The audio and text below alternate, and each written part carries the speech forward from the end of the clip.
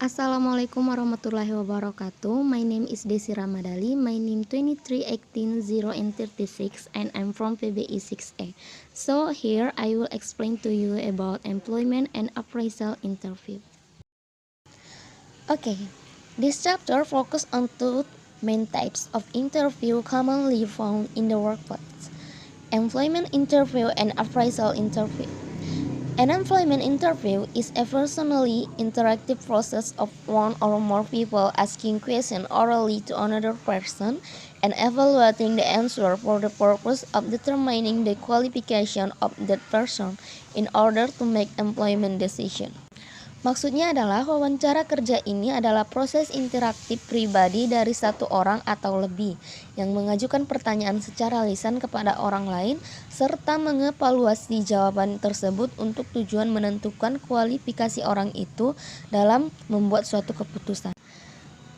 And the second, appraisal interview is provide the basis for decision about promotion and salary rise and set important developmental goals and performance target. Maksudnya di sini adalah memberikan dasar untuk keputusan tentang promosi dan kenaikan gaji dan menetapkan tujuan perkembangan penting dan target kinerjanya. So, as an interviewer, understanding how to structure an employmental interview and effective questioning skill is crucial. As an interview, understanding of what to prevail and the assessment criteria is also critical. And here is employment and appraisal interview. This is a Bagan and I will explain to you about employment interview and appraisal interview. Employment interview. Type of employment interview is structure are defined in different ways in the literature. Structure is any enchantment of the interview that is intended to increase psychometric properties by increasing standardization, or otherwise assisting the interviewer in determining what question to ask or how to evaluate response. Research show that structured interviews are more reliable and effective than unstructured interview in different ways. The first, the use of structure in interview greatly reduce group difference. Atau yang dimaksudnya itu penggunaan struktur dalam wawancara sangat mengurangi perbedaan kelompok. The second, the effect of applicant using impression tactics on interview rating is reduced through the use of structure interview. Maksudnya adalah pengaruh pelamar yang menggunakan taktik kesan untuk peringkat wawancara dikurangi melalui penggunaan wawancara terstruktur. The third, there is a little saturation of structure interview ratings by personality factor unless the interview is designed to measure personality. Atau yang ketiga maksudnya adalah sedikit kejenuhan penilaian wawancara terstruktur oleh faktor kepribadian kecuali wawancara dirancang untuk mengukur kepribadian. Structure behavioral employment interviews. This form of interview focus on real-life job-related work experience or behavioral knowledge, skill, and ability. It allows the interview to get behind the resume and explore the depth and breadth of any candidate experience and training. The following are examples of the STAR technique used to determine if the candidate possesses the skill and experience required in customer, namely service and teamwork. Jadi, wawancara kerja perilaku terstruktur. Bentuk wawancara ini berfokus pada pengalaman atau perilaku kerja terkait pekerjaan di kehidupan nyata, pengetahuan, keterampilan, dan kemampuan. Ini memungkinkan pewawancara untuk mendapatkan latar belakang dan menjelajahi kedalaman dan luasnya pengalaman dan pelatihan kandidat tersebut. Dan teknik yang digunakan adalah teknik STAR, yaitu jasa dan kerja tim.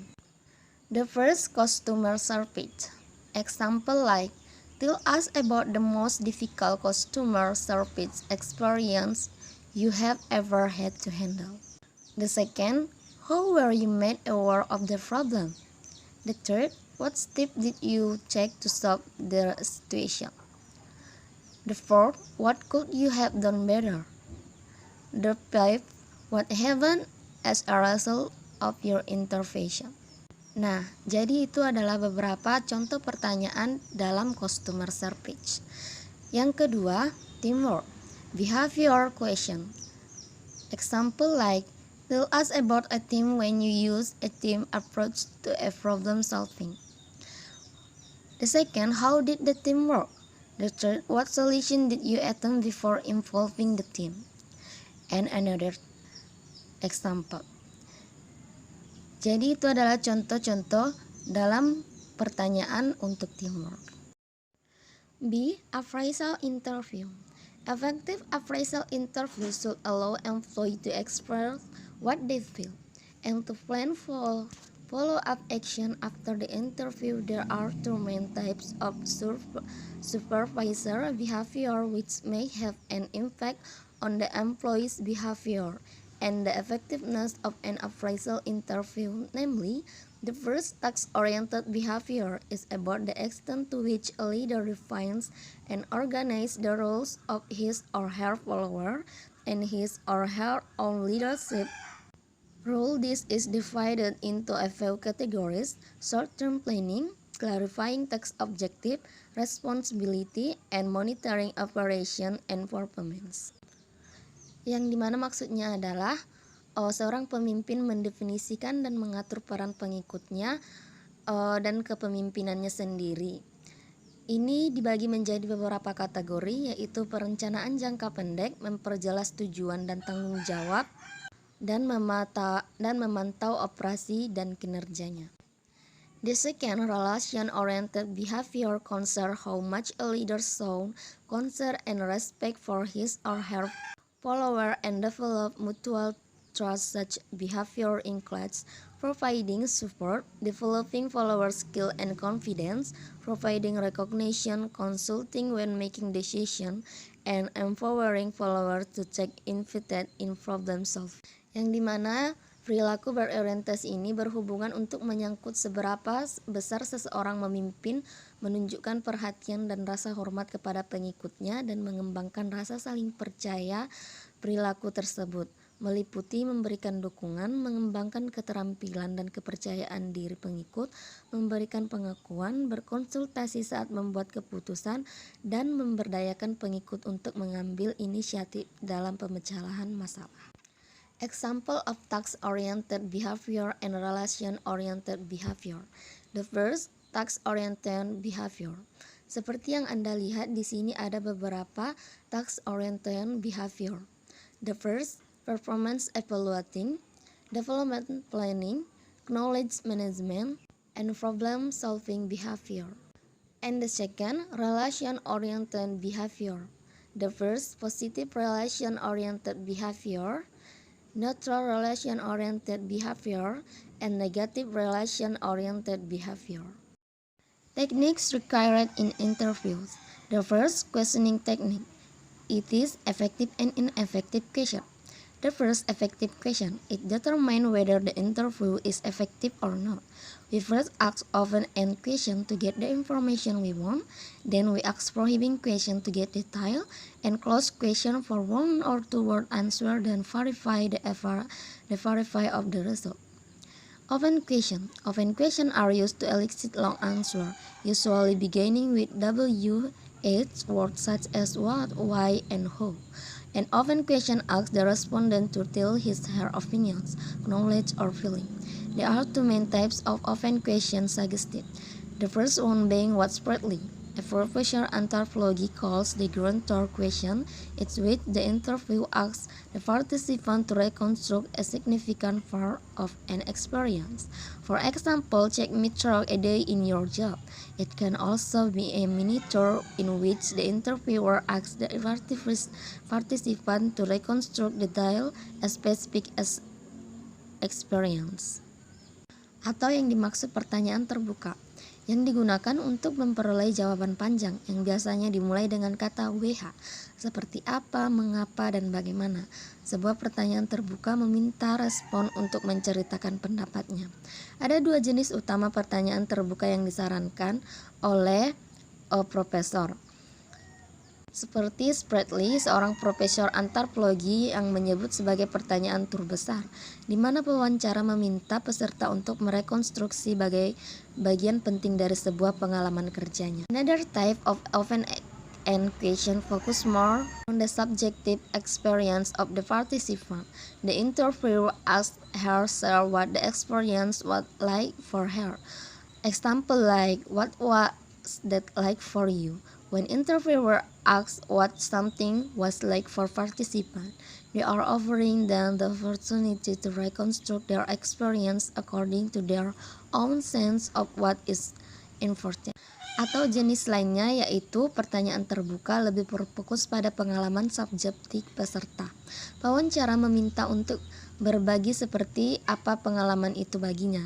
Misalnya seperti apa itu untukmu? Ketika pewawancara bertanya seperti itu, maka sesuatu bagi peserta, mereka akan menawarkan kepada pewawancara kesempatan untuk merekonstruksi pengalaman mereka menurut pemahaman mereka sendiri tentang apa hal yang penting dalam pekerjaan mereka yang dulu.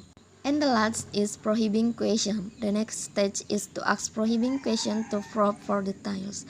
You may need information for clarification, or you want to examine if there is proof for what respondents say. Example like, what exactly is the problem with the system?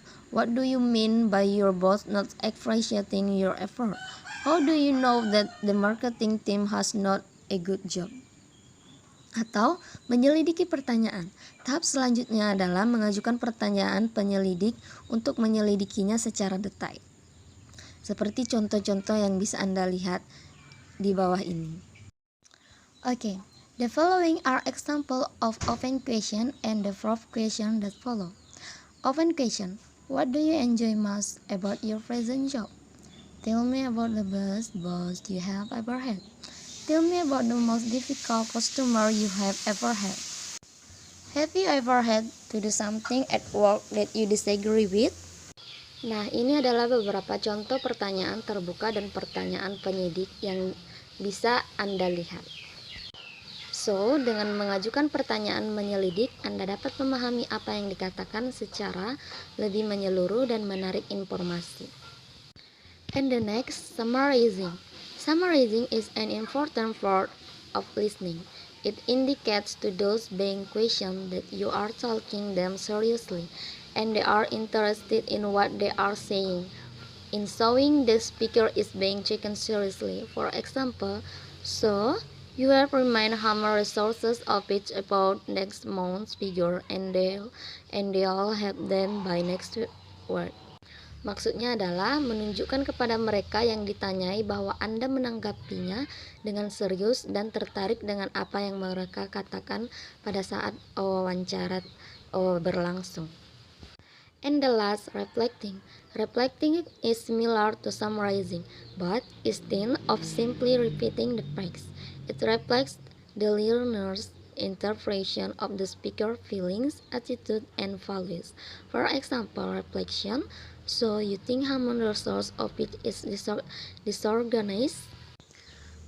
Merefleksikan hampir mirip dengan meringkas, tetapi hanya mengulangi fakta.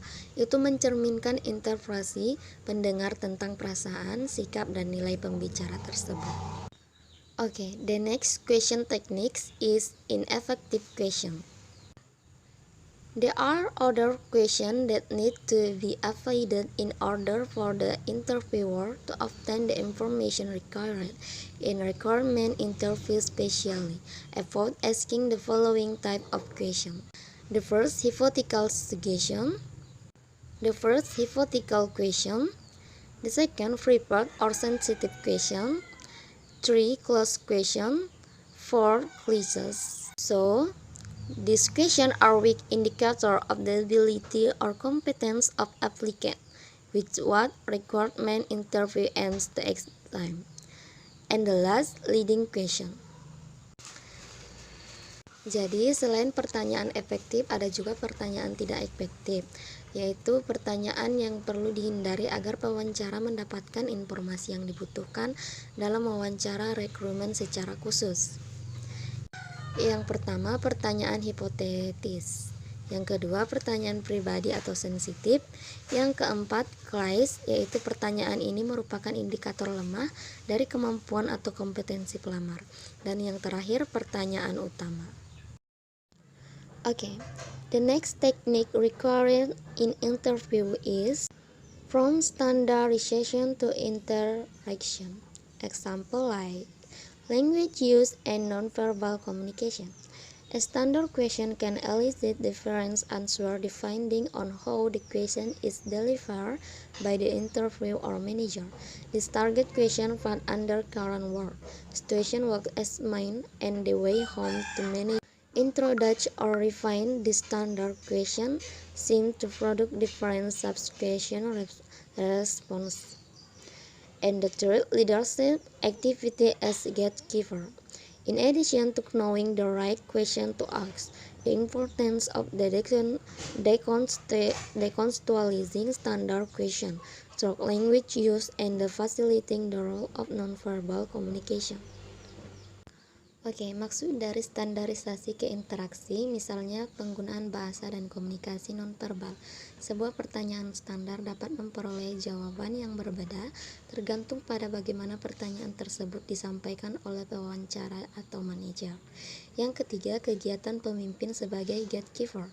Selain mengetahui pertanyaan yang tepat untuk diajukan, pentingnya dekontekstualisasi pertanyaan standar melalui penggunaan bahasa dan peran memfasilitasi komunikasi nonverbal. Pewawancara merumuskan kembali jawaban orang yang diwawancarai dalam banyak cara.